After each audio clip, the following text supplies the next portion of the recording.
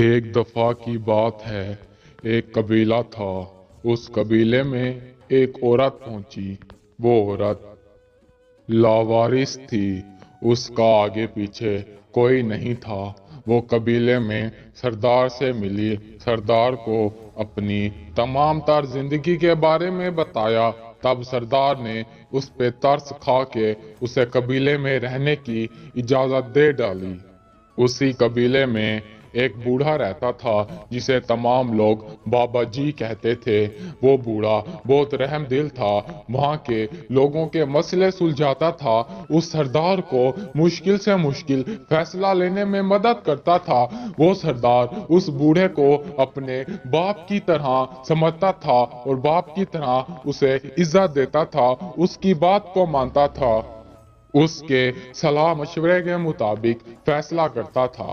एक दिन वो औरत सरदार के खेमे में सफाई कर रही थी और उसके बाद खेमे से बाहर निकली तो बाहर की सफाई कर रही थी। वो बूढ़ा खेमे से गुजर रहा था। इसे देखा तो इसके पास आ गया और इसे कहा कि माशाल्लाह तुम तो बहुत खूबसूरत हो।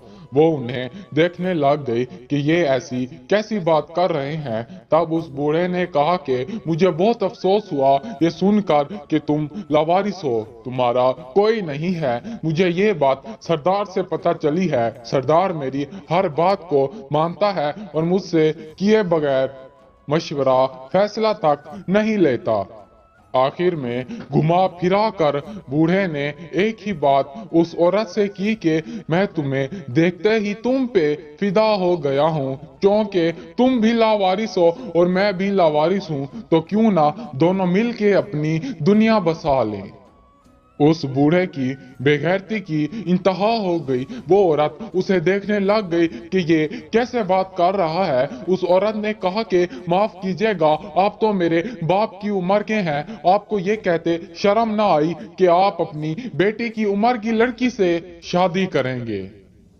फिर उस औरत ने सरदार को जाके बूढ़े की शिकायत की तो सरदार ने बिल्कुल भी इस बात को ना माना, ये कहकर कि वो ऐसे नहीं है, वो कभी भी ऐसी गलत हरकत नहीं कर सकते। तब उस औरत का सरदार पर से एतमाद और यकीन खत्म हो गया और उस औरत ने कबीला छोड़ने का फैसला किया। आखिर में ये हुआ कि ये सारा माजरा देखने वाली सरदार की बीवी, उसने सरदार को सारी हकीकत से आगाह किया। सरदार उसकी बात को भी नहीं मान रहा था। आखिरकार बहुत ज्यादा मुश्किल और जदोजहद के बाद सरदार ने इस बात को माना कि वाकई में ये सारा माजरा था और इसमें उसी बूढ़े की गलती थी।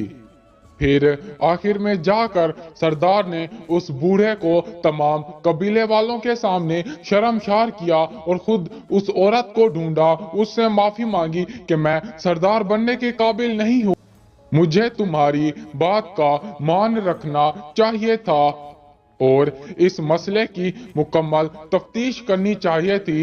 यूं बूढ़े के हक में फैसला सुनाना बहुत नामुनासिब था।